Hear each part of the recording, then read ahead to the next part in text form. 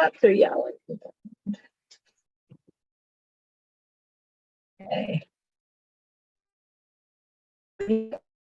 And just to be honest, Laura, I received another email. I do not know if you're going to be able to save this to the account.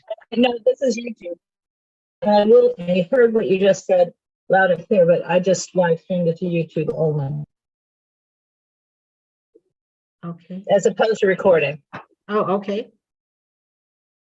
Hey, John, it's live streaming now. Okay. I'm sorry, the kitties in the background. Okay, welcome everybody.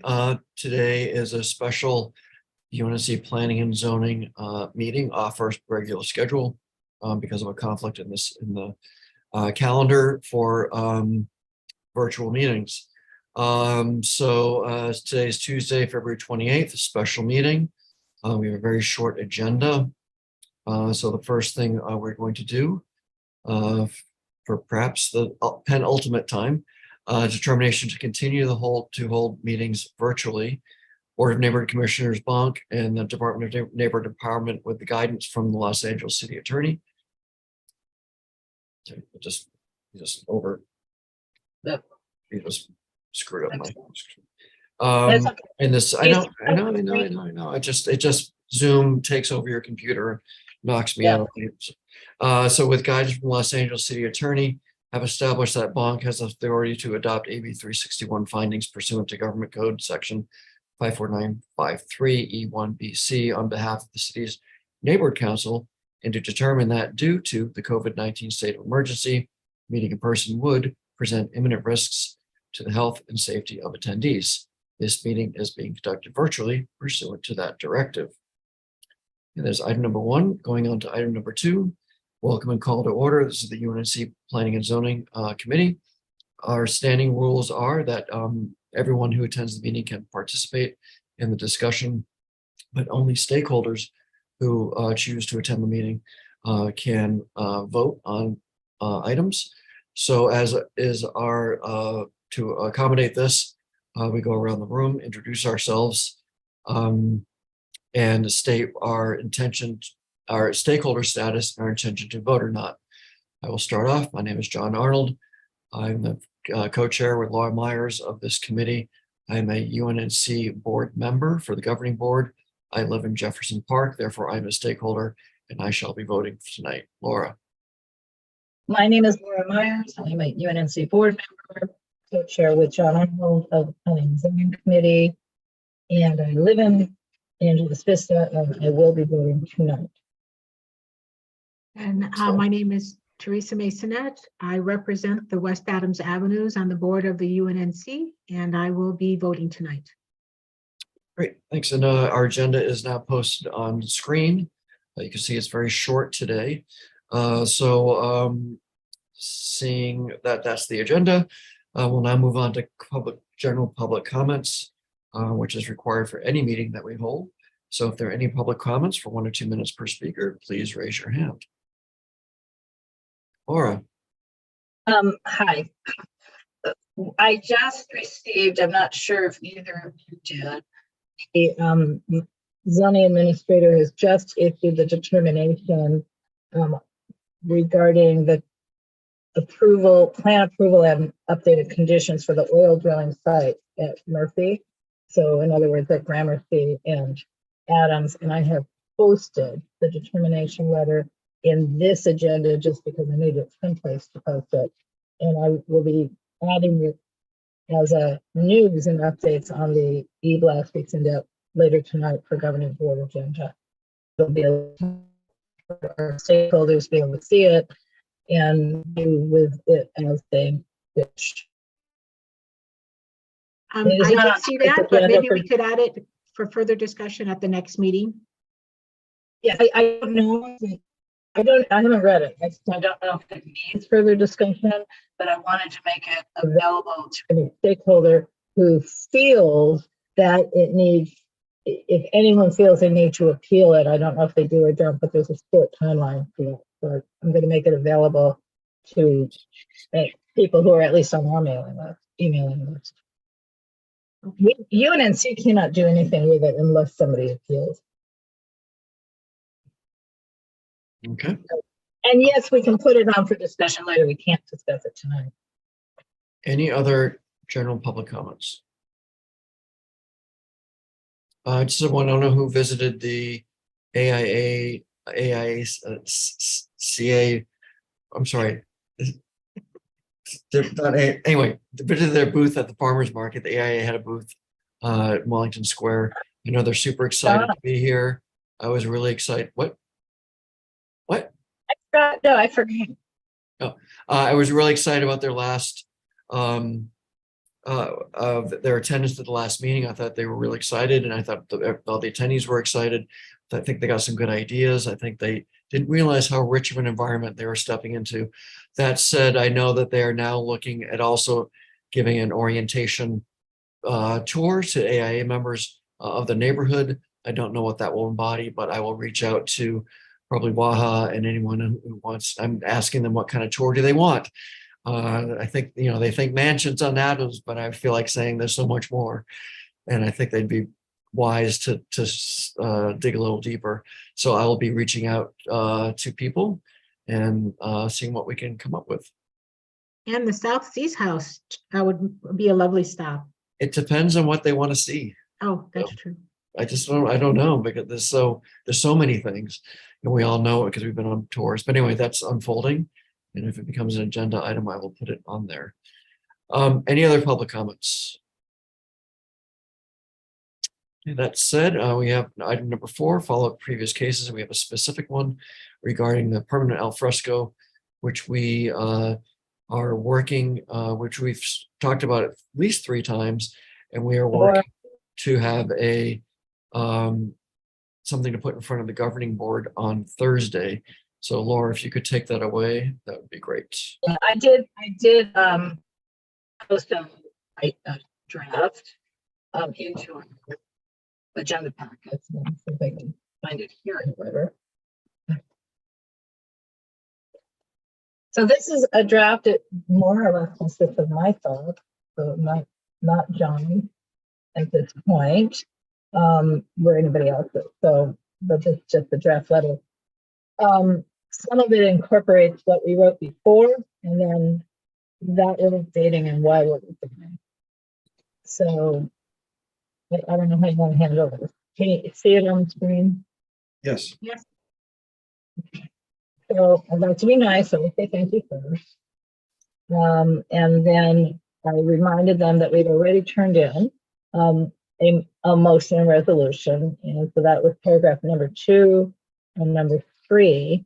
And then the 4th paragraph is now, meaning Thursday night, we're updating our initial motion and we are submitting a clarification letter. Our updated motion states, I don't know what it's going to state. So that's that yellow TK to come. And the next paragraph is how the vote goes. So we don't know how that's going to go. So the meat of this new draft letter is here. So again, it's still reiterating what we already wrote. That, you know, we described what the ordinance aims to clarify and to clarify and streamline the zoning regulation. I've updated the next paragraph. Before we wrote that the P&Z met 2 times. Now, by now, we will have met 4 times in Brown Act compliant meetings. So the first vote on February 2nd, basically what we're talking about is ensuring access to pedestrians and bicyclists in the public right of way, and keeping ADA in mind, ongoing care for the trees in the right of way, and concern that it did not seem efficient to have each responsible city department working in separate but related efforts towards making the program permanent. The public hearing was held on February 8th, 2023. So this is where it's new. I mean, this is the bulk of the new letter. And the big question we would have, one of our former board members, actually, Hunter Hall, who's in Harvard Heights, wrote such a, well, sad, but I have the written transcript of the testimony. Everything he wrote is kind of what I think, and everybody was after him saying, I agree with Hunter. So I wonder if it's at all appropriate to not bother to write their own big paragraph and instead Hunter, but that's up to you guys, because it may be completely inappropriate to do that. So I think we should take a minute or two for everyone to read this. I think this is great. Yeah, This there's one. italicized You see this? edition. I need another item. See where it says what and what else. And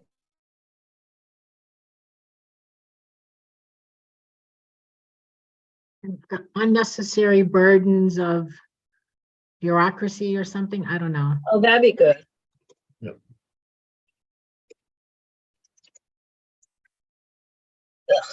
And I think I don't mind burdening. I think that the objective here is to have it, not the Wild West. We don't want that either.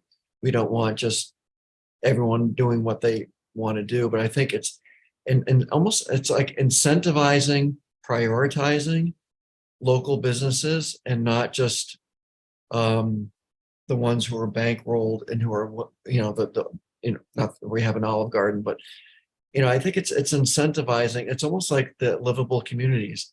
How do you incentivize and make it easier for local things to happen, smaller scale things to happen, and not just big developer, big restaurant owner things to happen?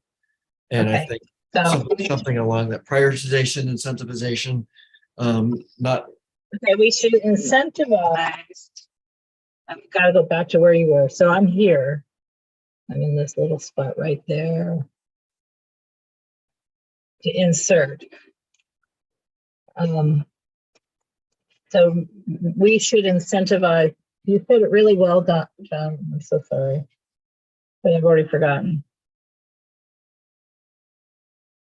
What should we be incentivizing? Incentivize, prioritize, incentivize local involvement, to have regulation that's not onerous, that's clear. I don't mind regulation. I just don't want it to regulate out, the things we really love, and regulate in those who can afford to do it. How do you say that? Yeah. Well, oddly enough, multiple people who gave testimony said not just the big guys. Like you just, I don't think you were at the hearing. Though. I don't think you were at the hearing. Yeah, I But was you not. said the same thing as other people. Okay. I think it's a good point. I think not all of us think it, we saw this a few months ago. There was like this, keep the fun that we were able to have during COVID going. Right. And it sounds like where it went was let's regulate it, regulate it, regulate it. And that of course X's out smaller shops.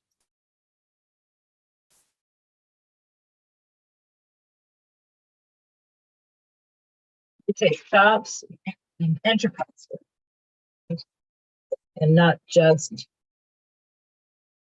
the 8 pathways for the large restaurant operation. It's something, this is what I just added. I'm going to make it yellow.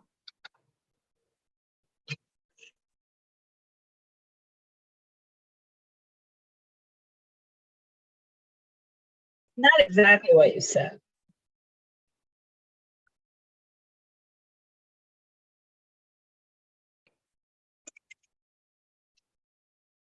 Yep, like that. Yep.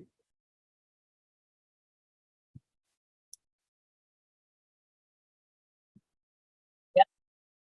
Maybe not large restaurant operations, but maybe more specific or well financed and or chain restaurants.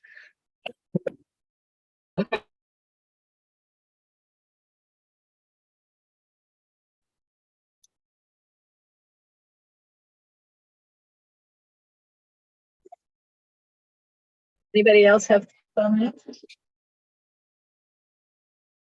As my internet is still telling me it's unstable. This is good. Yeah, I think this is good. I think this is a good nuance added to what I think we just. Just call it a day and And we'll add the motion when we have a motion, obviously. Motion, or, you know what I mean? I'm not going to sit here trying to make a motion. So what our motion tonight would be to approve this draft letter to present to the governing board for approval or something like that, right? I will make that, I move to approve this draft letter and send it to recommend that this draft letter is approved by the governing board at the next meeting. I second. Thank you. All those in, any more discussion? Okay, let's take a vote. All those in favor? Aye. I Donna, do you want to? Great. Great. My God, 6:47. I got my wishes. Anything else that we need to discuss? We voted. Yes, just one thing, John. Sure. At Thursday's CFAC meeting, the planning department is coming in, and they were going to be discussing a new environmental assessment form, a new tree disclosure statement, and a tree report template. So next meeting, if we could have discussion about trees, I'd like to bring these new forms and discuss it with the committee. Great. Laura, I don't have my notebook with me. I left it at the office at my church. Let's check. Credit my life. You could. Check. Next. Oh, thank you. So we have two items. We have oil, Spring trees, um, LADCP, new program, forms, plus oil, right? Determination. Yes. And we do have pending, we got a couple of different packages of plans, either in the email or the mail. So we still have 1422 St. Andrews. That meeting might be digging down. We have 1422 St. Andrews, probably invite the developer. We have Teresa, I forwarded you the. Yes, I saw it yesterday. The infill on 10th Avenue. It's a CA matter now. It's not an HPOZ matter, so we should at least. Well, it's already gone through HPOZ. The guy came in like 4 different times to HPOZ. He's been a very cooperative person.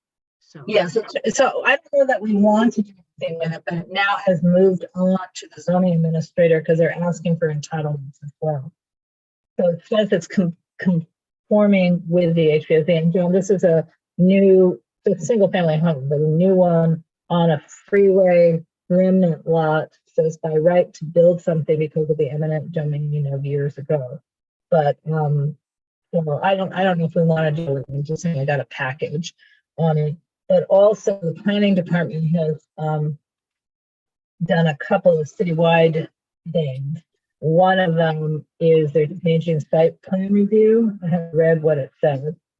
And another is we got an email today from the planning department about streamlining for affordable housing. So there's just a lot coming up. So we can talk offline, but there's a lot coming up. I got to put new citywide in this sheet because this is the generic. But it may not, I don't know if we can put all of it on the same meeting, obviously. well, we can hold off on the trees, but I would like to have, if we can, the infill on 10th Avenue. Maybe Donna can, she participated in the HPOZs to see if she has an opinion on that, but I think it would be a good follow-up to all the work that the guy put in, and also for him to see the commitment that the community has to because it is a very different type of housing structure. Like the kitchen is on the second floor, not the ground level. It's just a very interesting design. 10th Avenue next to the freeway? Yes. Okay. And he's gonna be here? Well, we're discussing now if we should invite him to come. It's gone to the planning commission. Right. So it sounds like we have a choice now as to do hybrid or virtual. And then after that, or 100% in person. And then after that, we lose our choice and it's either in person or hybrid, in person and Zoom, but we lose, starting April, our April meeting, we will not be able to meet like this for the moment. So the state may or may not do something. So that's why I jump. But the next meeting, we can still meet like this. All right. Just brief follow-up, 1848 South Gramercy. Laura, you no longer have to recuse yourself because it's over. Well, until somebody appeals and then I'm back there. So it was approved at City Planning Commission. It's a remarkable meeting. Teresa, you were there for its emotion, for its frankness from the Planning Commission about their general distaste. And that's a kind word for it, for the project in general. But they did ultimately approve it. They acknowledged the fact that state law required them to approve it. So we'll see what happens. I'm still of the mindset, because I know architecture and I know building and safety, and I've studied the plans very much, that the building is unbuildable without some significant changes, which would then threaten its entitlements. So we can discuss it, but there's not much to discuss. But so I don't see it going up anytime soon, and I don't see it actually going up ever. But because it's just not buildable, is to me true safety violations for building and safety. That said, it is entitled, and my feeling is that dog caught car, and now dog won't know what to do with it. And I'm talking about the developer. We'll see what happens. Dog was chasing a different phone versus car, because the backers of this are actually several of they say they are 501c3 nonprofits, but they're entities that actually earn their monies from suing cities in the United States. So I think this whole thing was about, if the city turned them down, they were going to make a bunch of money. Sure. So Technical point of view. To me, the bigger thing is the true precedent, and I think I'm hoping that this becomes the Penn Station of this type of project that's so out of place, despite everyone's want for more housing.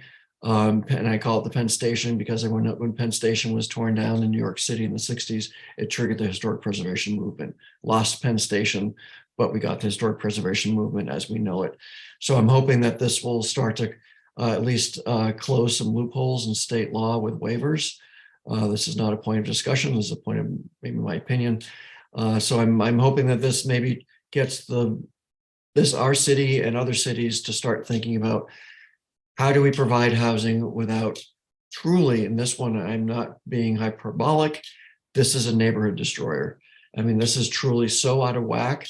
That's not in that's with the out of the intent of the state law for SB 1818, that I think it will trickle down to some change, and that we are the unfortunate. It was mentioned in the meeting, I'm paraphrasing, that we and the state's effort to have smaller cities who have been recalcitrant to have any housing whatsoever, in an effort to get them to apply, we are getting splattered with that mess. And because our city is doing its best to comply, and we are doing our best to contribute to that. So I'm hopeful in my usual way that this will be there'll be an outcome out of this that will get the housing that we need without destroying. And again, sorry for the hyperbole. That's usually a NIMBY thing to say, is, oh my God, this is destroying our neighborhood. But this is an important one. So anyway, that's a lot of John opinion, but also just an update what happened last Thursday. Yeah, Teresa, do you have anything else to add? Teresa, you were in there. No, I agree with everything you said. I mean, 8 floors, John. I mean, they said, well, give us a couple months, we're going to come back. And then they came back and made it even larger. And this inclusion of rec rooms and this thing and that thing was all just BS, just to be honest. So my thought, this is, again, I don't think I think we can discuss just ideas. Let's not discuss anything. I'll tell you my ideas next time we have a update about SB 1818 that's agendized. Well, I was just going to say, I find myself in the opposite position, you know, you and I both, because usually I'm the Pollyanna with rose-colored glasses, and you, John, are the voice of reason and cynical. So you just said you're hoping that this will be, you know, great and help provide a new path. But did you know that yesterday legislation authored by YIMBY law was introduced by Scott in Sacramento to eliminate FAR, period. Or to eliminate FAR limitations, period. And it was literally authored by the same group of organizations slash law firms that who were backing this particular. So let's agendize that for our next, do you know what AB that is? We should agendize. I got an email. I'll find it. I'll find it and I'll see what, did it get passed or did it just get? No. I introduced it yesterday, and apparently it was literally maybe side by side with YIMBY law. I mean, I don't know the whole story, so I may just be passing on an incorrect view of it. But I did get an email from, you know, the West Side something coalition. Yeah. Okay. I'll forward it to you. Okay, great. Okay, thanks everybody. Anything else? Yes. Yes, thank you. Have a good, see you on Thursday. Okay. Okay. Thank you, John, Laura. Have a good evening. I'm gonna wait Bye. for log out. Okay.